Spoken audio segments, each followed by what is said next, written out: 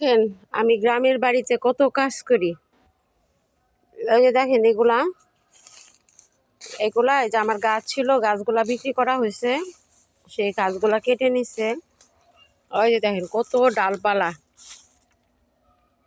দেখেছেন? এটা কোথা থেকে উঠাইছি আপনাদের দেখাচ্ছি। এই যে দেখেন গাছগুলা কেটে নিছে, এই যে এই যে ওই যে ওইখানে আরেকটা, আর ওই পাশে আরেকটা। এই 5টা গাছ বিক্রি করা হয়েছে। এই 5টা গাছের ডালপালা এই যে এই দিক দিয়া সব সরিয়া ছিটিয়া রেখে গেছিল। হ্যাঁ, সরিয়া ছিটিয়া রেখে গেছিল। এগুলো যে উঠিয়ে উঠিয়ে সংরক্ষণ করতেছি, মানে যে উপরের দিকে ওইটা তো মনে করেন কাছারের দিক, কাছার বুঝেন কি না?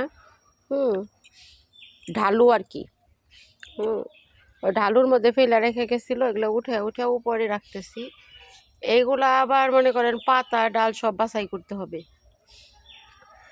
হ্যাঁ, এগুলো আমি পারবো কিনা জানি না, জামাইকে আসতে বলা রাখবো, নয়তো লোক টাকা লাগবো। তো এই হলো অবস্থা। এই যে এগুলা ভর্তি ছিল এদিকে, যে দেখেন পাতা টাতা দেখতেছেন না, এদিকে ডালপালা ভর্তি ছিল, কালকে উঠানো হয়েছে, আজকে আবার এই যে উঠাইতেছি।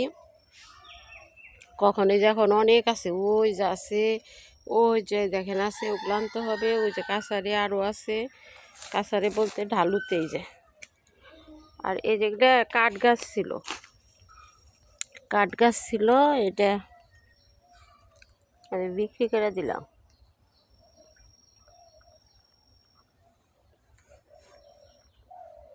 এখন বানানো ফার্নিচার আর কেউ ব্যবহার করতে চায় না, বাচ্চারা তো এগুলো আরও করবে না, এই জন্য এগুলা বিক্রি করে দিলাম। যেগুলা রেখে কি হবে, শুধাই শুধাই মনে করেন যে আরও গাছ আছে, ওগুলা ছায়া পড়ে, ওগুলা আর উঠতেছে না, সেই জন্য এইগুলা বিক্রি করে দিলাম। তো সবাই ভালো থাকবেন, আল্লাহ হাফেজ।